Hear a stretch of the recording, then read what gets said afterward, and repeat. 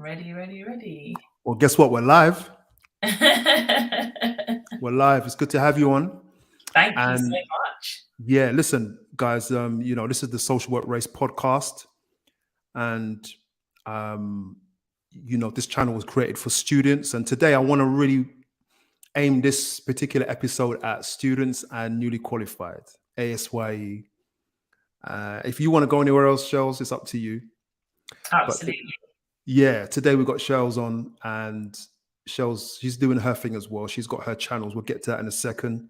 But please share, please subscribe, please download, do what you have to do to support the channel, because other social workers need to know how real it is out here in the game. And that's why we're doing this. We have had a long day. And as much as we look like $1 million right now, I got in at what? I've just finished my food. I've been eating this pear just now. Listen, it's real.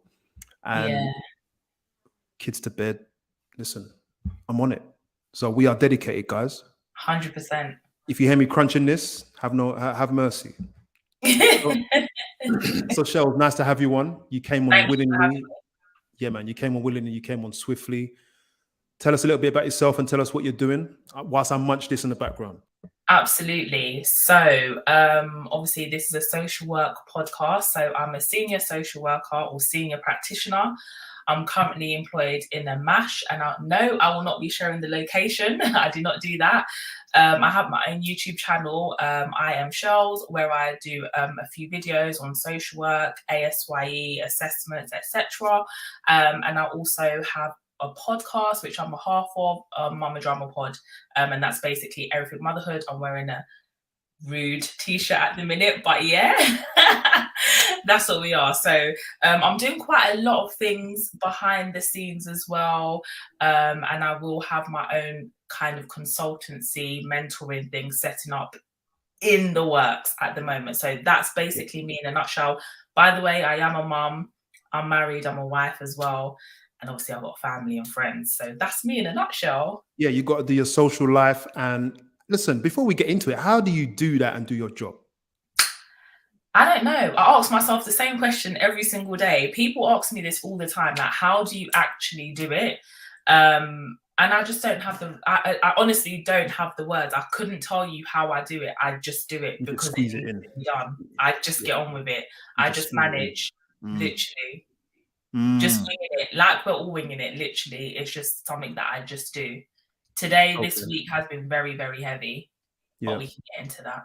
Yeah. Okay, lovely. So I've got a list of questions for you, and it's really geared towards helping people understand what it is to be a social worker, what to prepare for. I know you won't hold back. And before you go into it, did I just say that you don't know the questions? You don't really know the questions. I don't know them. I don't know them at all. Not really. I don't know them at all. But you said, yeah, man, I'm good. Off the cuff, I'm good. So literally off the cuff, that's what you're gonna get. Cracking. That's what you're gonna get. But before we get into it, how did you get into social work? That's a very good question. I was asked this the other day on a panel. It's interesting. I actually wanted to be a child psychologist, right? So I've really been interested in like how the brain works, why people do the things that they do, why they act the way that they act, etc.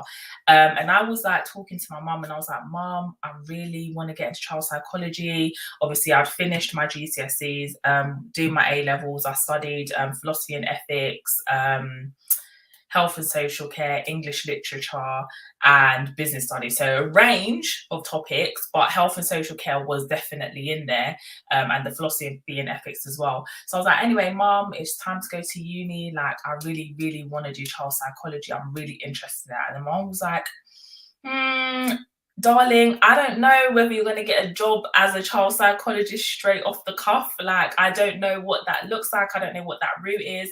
And it's very niche. Why don't you try going into social work?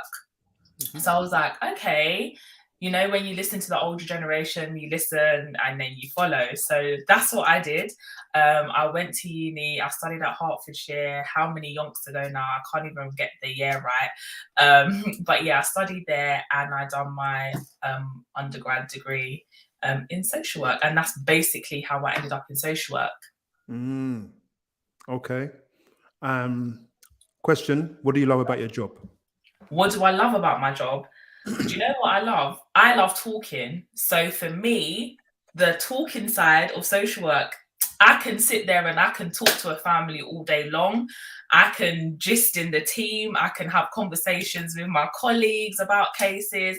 I always bring ideas. I always have conversations in team meetings, just depending on my mood and frame of mind at the time. But I just like talking, and I feel like a core skill within social work is communication. I just think it's very, very key. It's what we do. It's like our bread and butter, knowing how to communicate with other people so you can get the best out of them. So that's probably the best thing that I love about my job. Communication, talking to people from different cultures, talking to people from like with different experiences, and just gaining insight into their lives, their lifestyles, how they've grown up, and just understanding them as a person and as a family. Yeah, that's definitely my favorite thing. Okay. What's the side for? You know what? I'm waiting for the negative. So the next question is, yeah, go on. Challenges / negative aspects of the job. Okay. How many do you want me to give? Come on. I'll stop you when you get to about 30. 30? No, I don't think I've got 30. I'll give like, okay, challenges, I would say, are the complexity of cases. Okay, so what team do you work? Can you say what team you work right now I'm in the MASH, Multi-Agency Safeguarding Hub. I do not case hold. I'm even doing more of an ATM role, which is assistant team manager role, which basically I allocate cases out. I review all the cases that come into local authority. I'm in the inbox. I'm sending things across to managers, sending things across to teams, and I'm really making those threshold decisions. So the team that I work in now, basically, and I will describe the MASH to anybody who's trying to get into MASH, you're literally like the front door to anything that's coming in. We have to deal with any and everything that comes in. It may not be for children's services, it may be for children's services, but we're dealing with it, and we're just literally like throwing it to and fro where it needs to be and dealing with what we need to deal with, which is basically children's safeguarding. So that's the team that I'm in now. This is off the question, but I have previously worked in A&I, assessment and interventional referral and assessment. I've done that for a few years. That's very fast paced. You get all of your cases, you run with them, knocking on doors, playing knockdown ginger, section 47, lack children, children who are asylum seeking children, children who are going into, care section 20. What else do you have? You can have a case that literally blows up and you're going into court. Luckily, I've been one of them social workers that hasn't had one of their cases actually go to court. I've been privy to proceedings, I've been called to court, and I've had to do X, Y, and Z. But I've actually not had a case escalate or get to that point where I've had to hold it and then go through the whole court process. I've done pre-proceedings, I've done legal planning, that whole route. But yeah, so that's as far as my skill set or experience goes. But the challenges with all of that. Come on, lay it out. I don't know where to begin. Let me do assessment and interventional referral and assessment. If you're working or you decide to get a job in referral and assessment, I think the biggest challenge of referral and assessment is the fact that you're overworked and there's a level.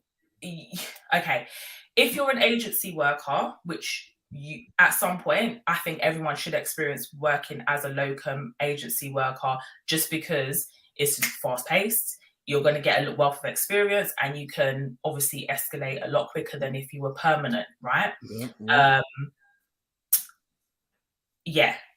What I'm saying is that in an assessment team, you are literally a hamster on a treadmill. That is literally all I can say, especially if your agency, you can go to a local authority.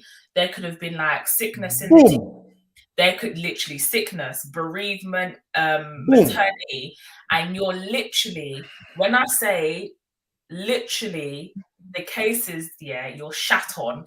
They could be in a mess, a literal mess, like children not seen, case recorders not up to date, things are all out of timescales, etc. And you have literally got to run with those cases very quickly. Yep. You got to make decisions. So for me, that's one of the challenges. I think social work is very demanding. It is very that I don't know if there's any time for us to think anymore. This reflection that they keep asking us to do, I don't think we have the capacity to do that. But that's probably something else we need to get into. And it's extremely fast paced. And I think that can be across the board. And in terms of whatever team you work in, you've got children in care teams, you've got I think it's all of them. Every single team, you're going to have. I think some teams might have. They've got a different balance of things, and it depends on your personality or skill set. That you might say, "Oh, it's actually quite easy here."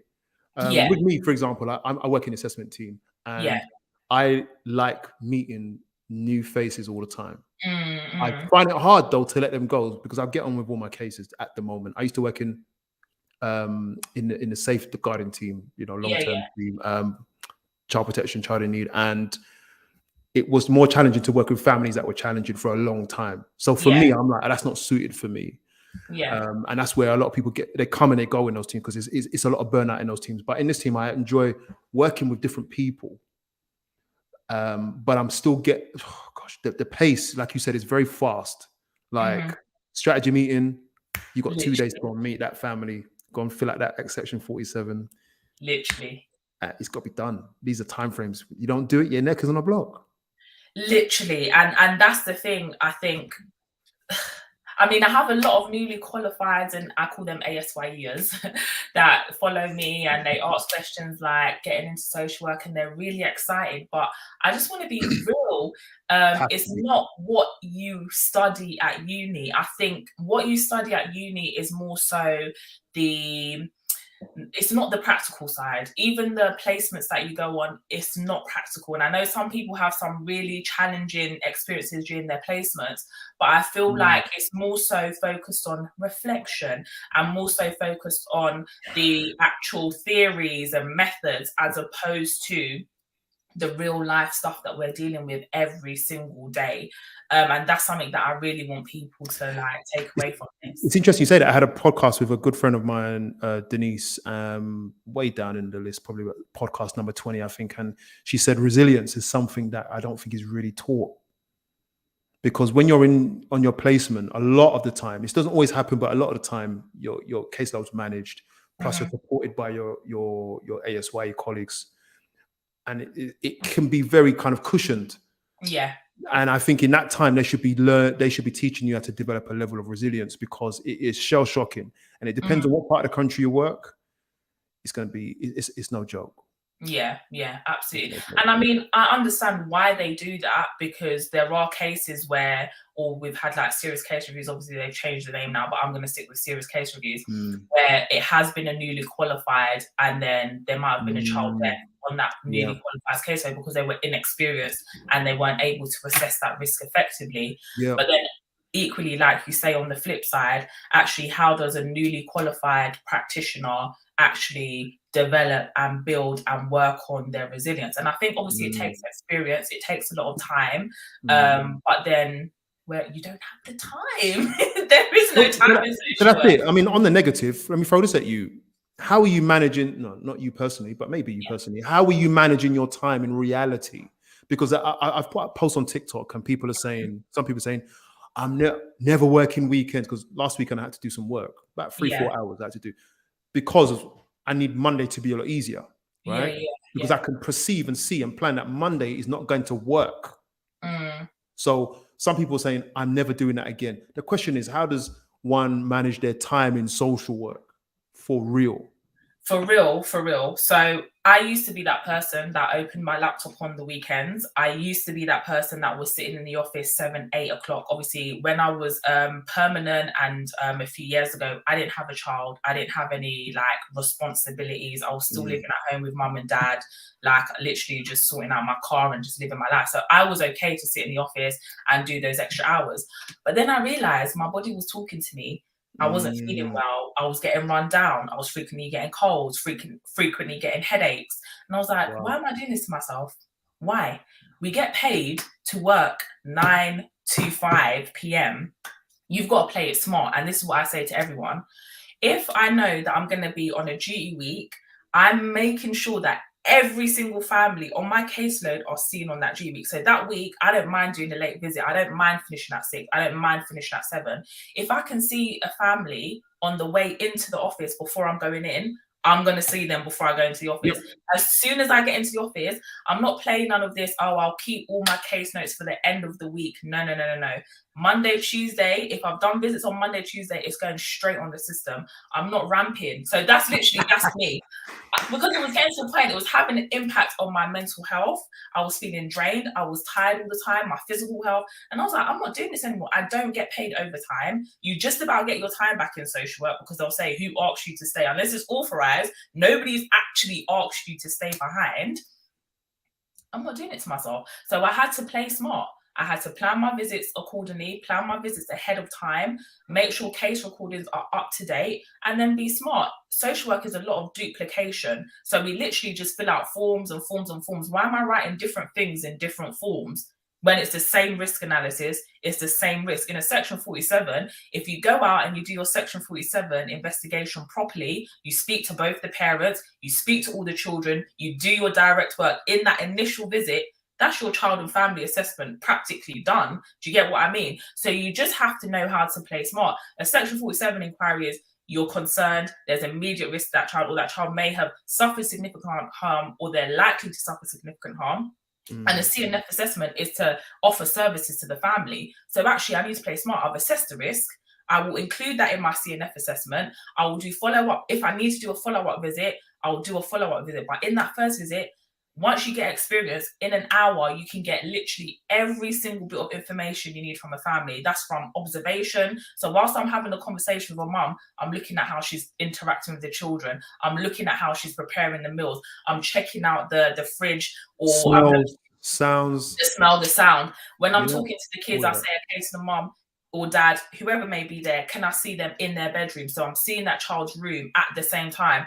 Parents will say, yeah, that's absolutely fine. Leave the door open, or they'll lead you to the child's room. And that some parents will just let you crack on with it. Others will say, no, not really, but I still need to see the child's bedroom. Just being smart with it and just really getting to know that person in that visit. So when I go back the next time, it's literally either half an hour or dependent on if there's any risks that arise in between the next visit. So I just think you just need to be very smart and you need to work your diary according to how you need it to work for you, because you're basically the one that's doing all the work. No one else is doing it with you. And it's funny, recently, Social Work Mentor Pod, he was putting out a post. I just replied to it, was saying that it's a dangerous job. And, it's funny. I mean, what can be written on paper can appear more serious than it is. That's what I found most of the time. So you can actually have a lot of fear walking up to the doorstep of a home, thinking that someone's going to kill you, when a lot of the time it's just slightly conflated, because words on paper can only give so much. But when you get there, 90% of the time it's all right. Yeah, they literally. And I mean, obviously, being like, I've worked in London boroughs, I've worked in cases where there's been high risk DV, stabbing cases, gang cases, all of those cases. And obviously, we're going out there, we're by ourselves, essentially. You only do a joint visit with the police if it's Section 47 or they're really concerned or worried, etc. But other than that, you're out there by yourself, and you just need to know, okay, cool, you've read everything up, you've had a conversation. If you are able to get a parent to a point where they're no longer swearing at you on the phone, they're actually, come to my yard, come and see me, come check the kids out, then you know everything's going to be okay. If you feel like, no, they're very resistant, they're very hostile, then go there with your backup, go there with your trainers on, and make sure you're ready to run. So you can run. That is literally all I can say. I never used to wear office attire. I was always in my jeans and my trainers, because if it's time to run, I know I can run. Do you get what I mean? You need those Jordan 1s, man, I tell you. Literally. But on a serious note, it can be very dangerous. So you definitely need to make sure you've got your phone next to you. If you drive, make sure you don't park in front of the house. Park maybe further down the road. I never really park outside the house. Don't do it. And just so you keep yourself safe, make sure you've got your manager on speed dial or whatever, or whoever 999. whatever. Let people know where you are in the office, or have a buddy that you can have conversation. A friend in the office. Everyone's got a friend in the office that I'm going to so and so's house. You know they've been a bit sketchy. I've told you about it already, and then just keep yourself safe, man. All right. I'm moving this around now. Do your thing. Yeah, man. All right. So here's a question off the cuff. Correlations. What are you seeing a lot of, or what are there pairs of behaviors that you're seeing a lot of, or is there something that you're seeing regular? Are you talking about in terms of like concerns that are coming in? Yeah. Okay. Yeah. I mean, DV has always, domestic violence, that's always been something that's always been there in social work. It's human nature where there's going to be conflict in families. So that's neither here nor there. I'll say what I'm seeing a lot of at the moment is just social media. I blame everything on social media. The kids' exploitation. When I say social media, I'm talking about children, just like they could be as young as 10, 9, 8, sending pictures of themselves naked to some random person that they've met online, like TikTok or whatever, and they have no understanding of the implications of that, no understanding of, obviously, this is a stranger online that I've met. I don't know them. Like, just because we're talking, it doesn't mean we know each other. They could be I just, like, kids, it doesn't register. And then the lack of awareness from parents is just like, yeah, they have TikTok, yeah. And parents don't really know what you're exposed to on these things. So I think I'm seeing a lot of like sexual activity, underage sexual activity, seeing a lot of, there's always exploitation, the CSE. Yep. A lot of gang exploitation or concerns about county lines. But I think that's been something that's been brewing. So for me, I'm just like, it's something that's been going on for a long time now. And I'd probably say, you know, interfamilial sexual abuse as well. I've had a lot of that this week as well, and that's been quite heavy. But yeah, I would say those are the things that I'm seeing a lot of. Also, it just depends on the local authority you work for as well, and the demographic. So in the London boroughs, you might have a lot of CSE, a lot of gang stuff, because we know that in the London boroughs are heavy on that stuff. Whereas a bit further out, you might have a lot of drug and alcohol issues from parents, neglect, and stuff like that. So it just really depends on the demographics. If you're in a local authority where it's heavily populated with Asian minorities or ethnic groups, you might have a lot of forced marriage. And I'm not stereotyping at all, but that's just what it is. What happens. Yeah, I'm just being real. And yeah, you might have a lot of like radicalization stuff as well. So it just depends on where you're situated. But I've dealt with them all, really. But interestingly, just to balance the scales, actually, I'm gonna do something daring. Yeah, you mentioned the Asian community, and I think society is happy to mention the challenges with the Asian community. But I guess what are we seeing in the white communities? Now, you can answer it if you want. You want to go there? Go there. Go. I absolutely don't mind. I'll be very transparent. I mean, in the white community, we typically see sexual abuse, in my opinion, a lot of drug and alcohol use, and domestic violence. I would say those are the main things. And I think now a lot of the maybe white boys who may be affiliated or trying to get into a certain lifestyle, etc., there might be a lot of gang stuff as well. But for me, it's definitely domestic violence, drug and alcohol misuse, 100%. And the other thing I just mentioned, can't remember. Okay. And when I say black, it's a broad term, but we say in the black community, what are you seeing? For the black community, it is physical chastisement, unfortunately, but it is physical chastisement. Sometimes you do have domestic abuse, but I'll say the gang exploitation, and also there might be some cultural practices as well. Groups, maybe. Yeah, with certain maybe African minorities, etc. that need to be considered, like they use FGM as well. And I want to actually mention something on that.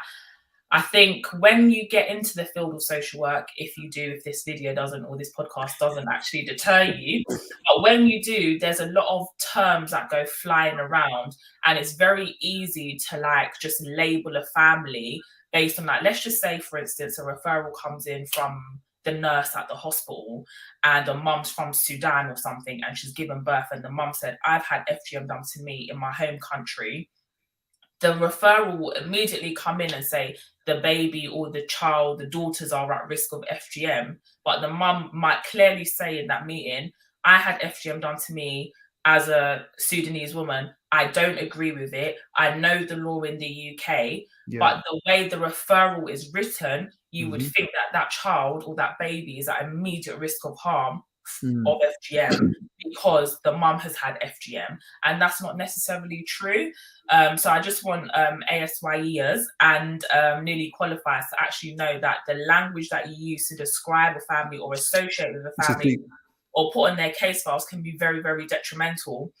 So it's always good to use words like possible or possibly or alleged, because it's not actually factual until it happens, unfortunately. Or it's interesting you say that. I really love what you brought up there. For example, if there's a case of DV and you hear that dad has been monster, and mum is giving her version of events, it's easy to fall into the trap of presenting mum's version of events as the truth. And that trap I will not fall into again, you know. And at the same time, we have to capture accurately the voice of the people that we're working with or for, I should say, because like you said, the nurse who is well spoken and the doctor and the school and the designated safeguarding lead and the chair of the ICPC meeting, these people can, well, not so much the ICPC, but chair, but there are other professionals at the police who will present a version of events, but we are the ones who sit down and capture the context of it all. Absolutely. And I think it's just very, very key. I always, whenever I'm like writing case notes or I'm doing stuff, I try, it's very easy to fall into the trap because we use jargon, we use terminologies all the time. And it's easy to say, oh, that FGM family, or we like when we're talking to each other or talking to a manager, for instance. But I always remind myself that actually I could come into contact with children's services for whatever reason. Someone can make a malicious referral. Easy. My neighbor could report me easily. And then I've got a social worker calling me up, and then I'm labeled as such and such. So how would I feel if I was reading those notes? So that's always what I try to have at the forefront of my mind. And this is where people say social workers lie. No, I mean, we don't lie. And do you know what? We don't lie. I can't speak for every social worker because there's liars in every life, right? I can only speak for myself. I only record what I'm told. Now, you have to remember, when someone tells you information, it has to go through your brain, you're processing it, and then you're typing it. So it's never going to be verbatim what that person has said, okay? And this is the thing with social work. When I'm recording notes, I'm only recording what I'm hearing. At the end of the day, we're all human here. So a mum or a dad could say something, and then when I've taken it, I've made my own interpretation of it. Then someone else has read it on the system, they've interpreted it in their own way. So it's very easy for information to get lost or to be miscommunicated. But I genuinely don't feel like social workers go out of their way to lie. What a lot of families don't understand and don't know, and this is just based on my experience, is that a social worker may have a view, and they may actually not feel like we need to be involved, or they may feel like there's no risk there. But if, let's say, the local authority, because we're actually working for the local authority, if the local authority have already formed a view of the family and the manager, let's say, says it needs to be X, Y, Z, regardless of what the social worker's findings are, if a manager has said that it's going over to that team, we cannot override a manager's decision making and say no. Like, I've had so many back and forth. We battle. Sometimes we fight the case. We have to, because we're working on behalf of the family, but then equally we're working for the local authority. So if the local authority have an agenda and that's the view that they have, based on history, based on whatever has been looked at, reviewed, etc., we're going with that. So social workers don't lie. Sometimes it's really out of our hands. Sometimes there's nothing we can actually do about it. We fought for the family. You just haven't seen the fight. That's just the long and short of it. families and parents and children don't know what goes on in the office. You only know what we come back and say. So yeah. Okay. This is deep. I mean, you're going places, and I have to be disciplined and not try and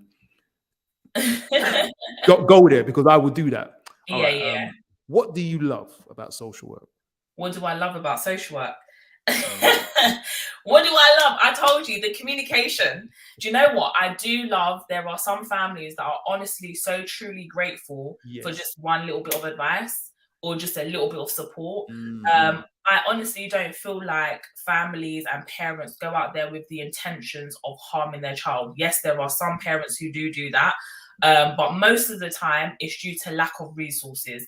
It's due to lack of finances. It's due to demographics. It's due to a lot of socioeconomic issues which are out of those parents' hands. So I do feel like there are parents that, again, as well, with like a lot of stuff online about generational trauma and all of that. If you've learned a behavior from your parents and you're just doing what your parents have done and gone and on, it's likely you're going to do the same thing to your children because you don't know any better.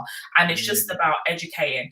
And there are a lot of parents who are happy to receive that information. And even if they're like a little bit difficult at the beginning, it's about you as a practitioner knowing how to work with that person so you can get them to understand what you're saying.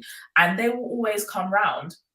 I've had families say to cuss me out on the phone, like swearing, verbal abuse, everything. Yeah, literally like, oh, you effing this, and I've had you guys in my life all my life. You've been in my life, been in my kids' life, all of that stuff. I've had that from different demographics, all of that. And then once you meet them face to face and you literally just show them that you're human as well, then they're going to take that stigma away from you, and they're actually just going to say, Rhea, she's actually a good social worker. Or if you say, I'm here for the child, make your role known and make what you're doing known. Make the purposes of why you're involved known. Make them understand why you're concerned. Help them to understand it if they don't. And let them know you're also doing your job. Like, my job is to safeguard. I'm a safeguarding social worker. This is what I do. Unfortunately, we've received this information and I have to assess the risk to your child. That's just the long and short of it. So whether they want to be difficult or not, and once you've just been clear and concise with them, be like, okay, cool. Unless there's like significant barriers, maybe they might be drunk or they might be mental health, so they're not in the frame of mind to actually comprehend that.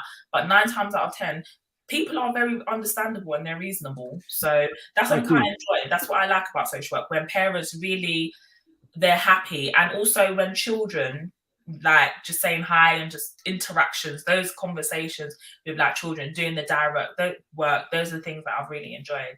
Love it. Okay, next question. You're moving like a pro tonight. I'm telling you, this is your gig. This is your gig. You don't need to be no mash. You should be up there in the you should have a spot on ITV. Literally. Yes, we love that. Netflix is next. You get me? 100%. We should do a Netflix documentary. You know? That would be so cool. That would be so cool. Speak it, put it out there in the universe. Who knows what could happen? The university, it can hear me because I'm on mic. Literally loud and clear. Okay, what do we need from government? Oh, funding. I don't even need to think about that. We need funding. We need money, Liz. We need the cash. Run our money with Prince Charles on it. We need the money. We need new notes with the King's head on it. We need money, okay? The problem is we're working for local government. We're working for public sector. We know it's underfunded. So when people are so upset with social services, what do you expect? This is not, it's out of our control. We can't do anything about it. We're under-resourced. We're underfunded. Everywhere there's cuts. Not only that, but there's a shortage. There's a shortage. Imagine having 30 plus, 40 plus children on your case. Do you know how dangerous that is? Do you? No, you know, but they don't. They don't know how dangerous that is, because you can't keep your eye on the ball. You can't react to risk. That's what you cannot juggle 30 balls. You can't. It's impossible unless you've been practicing all your life, and that is practicing. You're gonna drop one though. You're gonna drop one. You will drop one. Thank you. And we don't have eyes and ears everywhere. And it's just that, we need more social workers. We need more managers. We need social workers who know the demographics, who understand the demographics, who can work with the demographics. You get what I mean? I've had a lot of families say to me, "Oh, I'm so glad I've got you as my social worker." Have you had that before? Yeah, I all won't the go time. into it too deep. I'm not going to go into it too deep at all, but I'm so glad that I've got you as my social worker. And it's not to blow my head up or to make myself sound big, but it's just because they can relate to me, because I may look like them, or I may speak like them. And I think I'm quite articulated, but do you get what I mean? I come down on a level. I'm not just yep, I'm a social worker or whatever. Do you know what I mean? So it's just like, really, resources. We need money. We need money. We need money. That's all I can say. We need that money. I think we need a lot more family practitioners to get out there and work with these in terms of early intervention. Yeah. I agree. If early intervention was 10 times better than what it is, we would have less cases coming in, because they would be doing that work, that low level work where you have, let's just say, a family, there's a lot of, they call it neglect, but it's because of lack of resources, because they live, let's just say, in a 2-bedroom flat. There's 5 children in there. Mum's got mental health. She's depressed all the time. She can't get the kids to school. It's just cyclical. It's a recipe for guaranteed. And for the most part, I don't know how because I've been in flats that are the size smaller than the downstairs of my house. Yeah. Where 5-6 people live. Yeah. You can't have a child do homework in there. You can't have a child quarantine in there. You can't have a child, and it's a single parent. Yeah, and we know that those guys, those elders out there waiting to exploit these youths, they know they're single parent children, and they're going to come along, and the family's poor. Yeah. So it's like, what can be done? No, honestly, it is literally, it's everything within, like, just the socio-economic circumstance. That's all I can put it down to. So, like, employment, in terms of, like, the whole, like, signing on benefits, the whole system needs to be rejigged. The whole system needs to have money into it so that people can actually get the resources they need, get the support they need. They need avoid a lot of problems. Services. Like, there used to be loads of children's centres. There's hardly any children's centres. There used to be loads of things within the community that you could access for young people. There's hardly any of them anymore. So where do they all come? Where do they all go? When it's low level concerns, the thing is, though, what we're trying to do is to prevent it from escalating. That's basically our role. We're trying to make sure we put support and services in there before it escalates, before we do anything. But if we don't have those resources and whatever, all the cases we're going to get coming in are going to be at that point of escalation. Yeah, or they're going to recycle, keep coming back in. Or they'll keep coming back in, keep coming back in. So yeah, it's tricky. It's funny because a lot of the cases I have, about a third of the cases that I have, they've got a long history. Yeah. And it's like, okay, what do you do? What are you going to do? My colleagues like, I was working with them 6 months ago. I was working with them 2 years ago. They're back again. Same problem.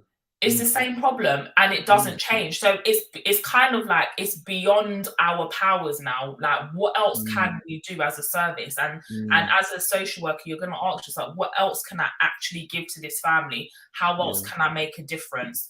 Remember, you're bound by timescales. We don't have the capacity to fight for every single family. You just don't. So sometimes we do just do our jobs. We go in, we assess, we close, and then it just goes round and round and round and round.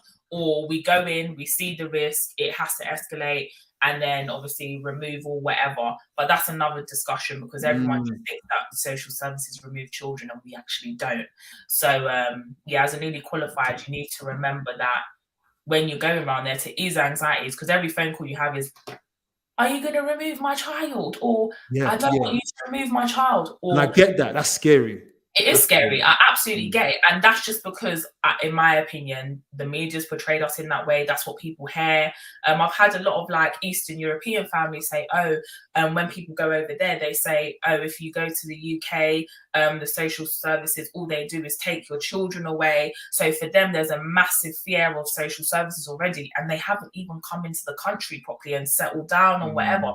And it's just like, no, that's not what we do. And you have to explain it to them. So I definitely think there needs to be more information out there about what we actually do, what our role is, that whole assessment, offering services under Section 17, all of that stuff needs to be readily available for families so they have better comprehension. Yeah, well, unfortunately, it's not happening. It's not. No. We're doing it. We're doing it. Your channel's doing it. We're doing it. And that's the purpose of my TikTok channel, the Social Work Race. My YouTube, my podcast, and Shells as well. We're going to get back to that in a minute. It's about us now saying, actually, I wouldn't like to say there's a new breed of social workers, but we're actually saying, let's have a conversation publicly about what it is. We'll take your comments. We'll take your comments and we'll take your criticisms, because we're going to show you what it's really like. And the world needs that. Absolutely. I think, like, I don't understand why there is such. I understand that obviously we're registered, we've got to be professional, etc. But I honestly don't see anything wrong with sharing the realities of a role or realities of a job, because people are going to come across this content. They need to know what they're getting into, just so they're well prepared and they're well equipped for the challenges that may arise. Because some people, they may not have any challenges, or it might be easy go lucky for them. So. Yeah. Well, you know what? I mean, this is my work whiz at the moment, and my jeans, whatnot. Thank you very much, because it's the new social work look here. And the thing is that I think this is going by feedback and the way I've been treated. I haven't had any knockbacks for my presentation. Do you mean in the office or from families? From families, sorry. Yeah, no, you wouldn't. You wouldn't know. They appreciate, because I think that when I was growing up, I saw, not in my family, but I saw social workers, because I grew up with around a lot of foster children. I saw social workers, trench coat, tie, suit. Yeah. It's a barrier. Absolutely. And I think the language and the law and the badge and the dress is a barrier between us and the families. It creates fear and tension. And that's why I'm like, actually, let me go in it in a different style. And I've been criticized for this heavily on obviously, I'm always referring to TikTok because it's a mad place. What, on TikTok? Yeah, people have come for you because you're wearing a hoodie? No. Yeah, well, not only that, but the way I'm talking now, because I can talk very good English, but this is how I'm talking today. I'm saying that people come to me saying, people don't understand. The thing about TikTok, I can get into that as well. Like, we code switch. Like, in the office, if I'm having a team meeting, code switch. If I'm having a team meeting, obviously I'm not going to be like, I'm not going to talk like that. I need to articulate myself. But then obviously I am who I am. So some parts of me are going to come out. This is who I am as a being. I've grown up in a certain area. I've gone to school in a certain area. And this is how my words come out. Yeah. And in terms of me, like, being, I'm talking with my hands. This is me expressing myself. It's expression. Yeah. So people need to realize that social workers, we're professionals, but we have lives outside of work. So we're not always going to have our professional hats on. And B, I'm not at work right now. I'm delivering content in my personal capacity, and we're having a conversation. And I'm not going to sit there and articulate every single word and, speak the Queen's English. For what reason? Well, you know what? I code switch with the families. Yeah. If they can handle it, I'm going to talk like I'm talking now. 100%. I have had not one problem. And I work where I worked in London, it was even better. I work where I work now, which is out of London, not a problem. Okay. That's good. Yeah. No, for me, that's worked really well with families. And I'm gonna keep it 100 with families that look like me. So I mean, like, black families. I'm gonna keep it $1 with them, because I don't want to see my people in the system unnecessarily. Yeah. So I will 100% go down to that level and say, whoa, what is going on? And I've literally had those conversations, and And it's like, they're not even taken aback because, like, well, she's not dressed like bare smart and whatever. Do you know what I mean? She's I wear my hoops in the office. Like, who's going to tell me something?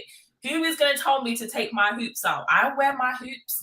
It doesn't mean I'm any less qualified. I know what I'm doing. I know how to write. I know how to articulate myself, as I keep saying. I am educated. However, like I said, when you're working with people who are vulnerable, who are, you need to get down to their level. Get down to their level. Trust me, it will work, and you will progress leaps and bounds, because they will appreciate the fact that you haven't looked down on them. You haven't come in like you know it all, or you're a smart ass. Nobody likes a smart ass. Okay, you're coming in there because you've got a job to do and you need to be firm with it. But equally, know how to communicate. Know what family. Obviously, dependent on the family. I've had professionals who I've had open on my case that are doctors and stuff. I'm not going to go in there talking like, yeah, yo, so you're on my. I'm not going to talk like that. Do you get what I mean? I'm going to sit down. I'm going to have a conversation with you, and we're going to actually bottom out why you've come to our attention. But can you see what I've done there? I've literally just switched the tone of my voice, and there we go. So people on TikTok are very sensitive, and they you know why? Because quite a number of people. I've got a lot of people who were in care who feature in the commentary, and I want that.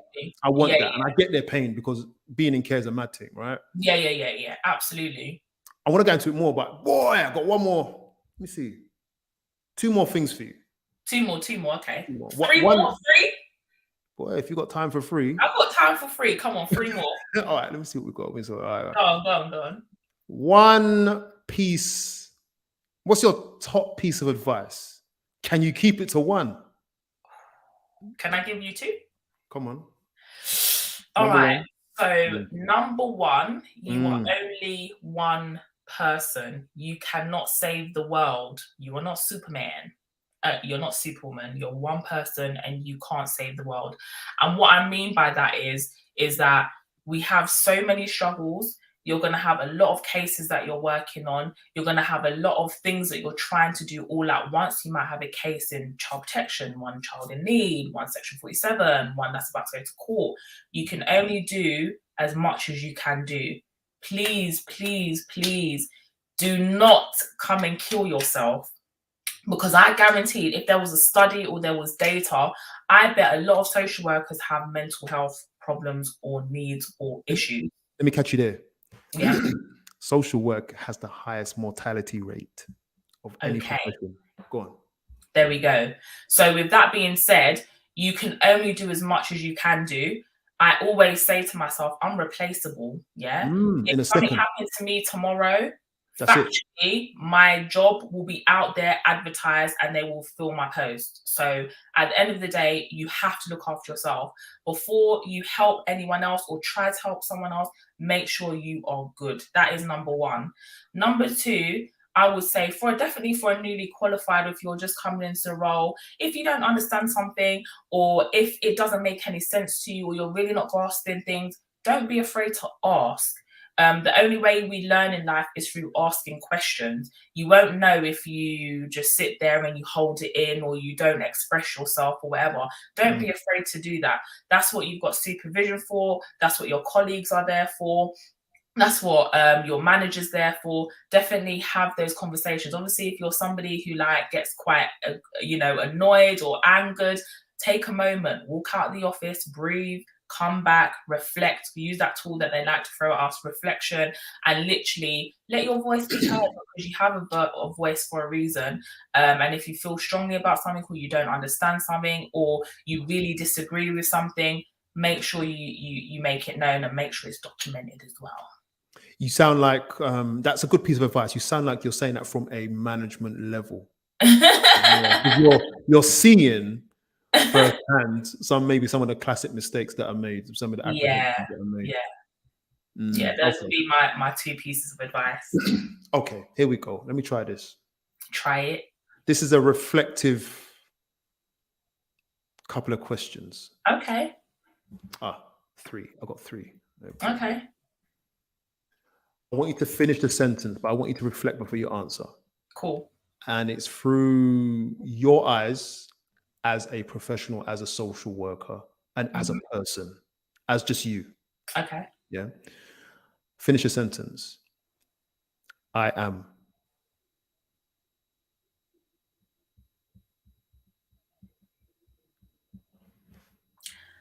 I am resilient. That is full stop, yeah? Okay. Do you want me to elaborate? Do you?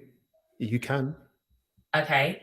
The reason why I say I'm resilient is because I know that there's a lot of things that have come my way throughout my years in social work, and I'm still here and I'm still surviving and I'm still doing my job to the very best of my ability. So I would definitely describe myself and say that I am resilient.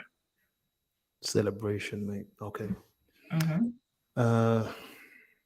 I will always. I will always, and I will always do this. I will always challenge.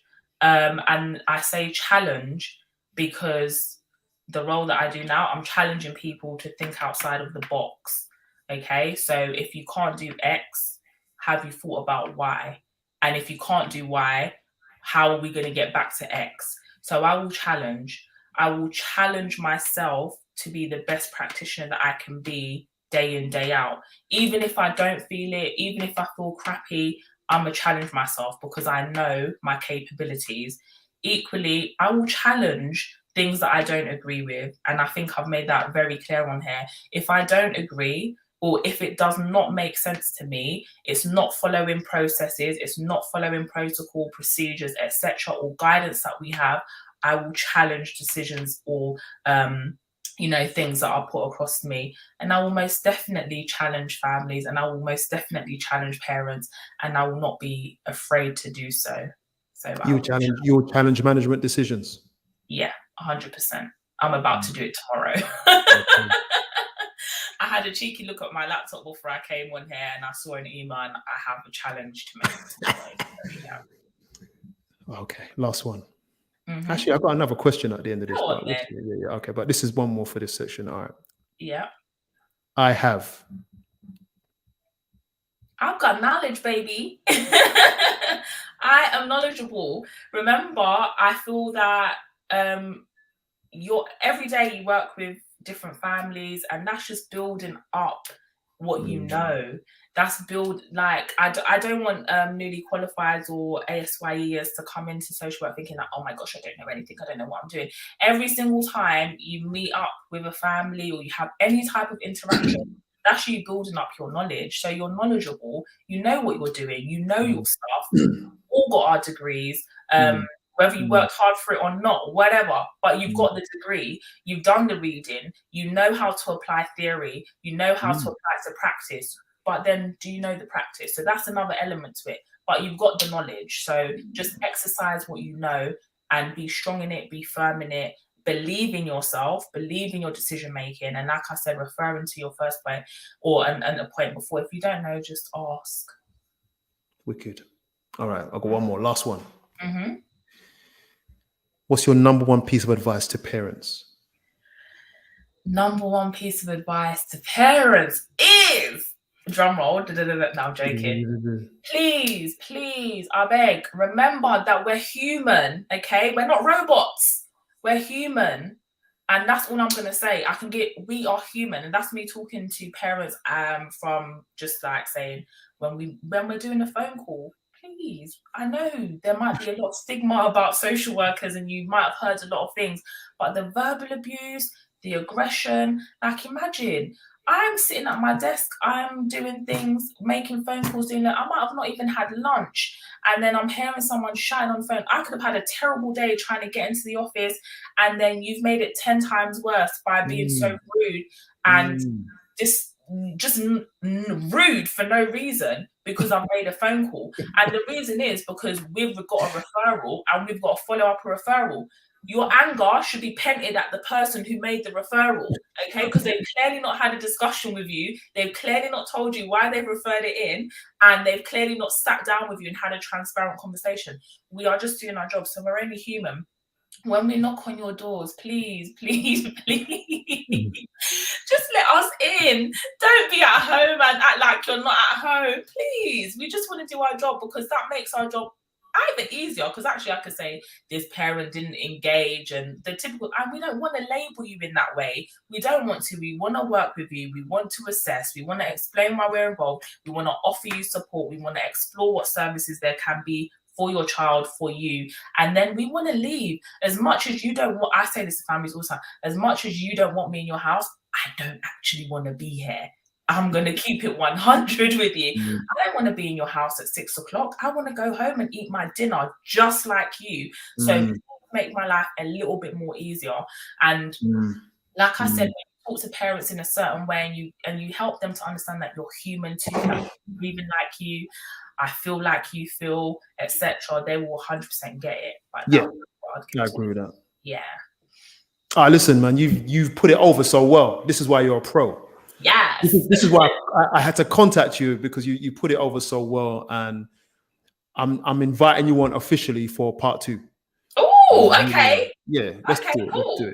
Let's do it whenever you're ready. No, it's been good. I appreciate it. Please tell us what your podcast is and your YouTube channel, whatnot. Just let us know what they all are, what handle they all are. So podcast wise, it's at Mama Drama Pod. It's basically a motherhood, parenting, family orientated, well, not for younger viewers obviously, but family orientated podcast where we talk all things motherhood, parenting, life, relationships, etc. We release bi-weekly on a Thursday at 7 p.m. So make sure you check out our content. We're on TikTok, YouTube, Instagram, and all social media. In terms of my own personal capacity, like I said, I am going to be starting up a consultancy thing. It's in the works. So IASW Consultancy. It is on TikTok, and I do share some of my videos from YouTube, which is I Am Shells. I'll be trying to do a bit more days in the life of a social worker, etc., because this is the content that everybody loves and they want to see. But yeah, that's where you can find me. Wicked. People go there. You have to. And because we're holding up the baton. We're kind of forerunning for everybody else.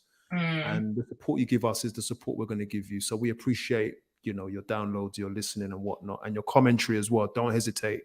Shelly, I want to thank you so much again for joining the channel. Guys, please subscribe to all of that you've heard and share. More importantly, share. Shelly, thank you. Guys, we're signing off. No problem. See you soon. See you guys.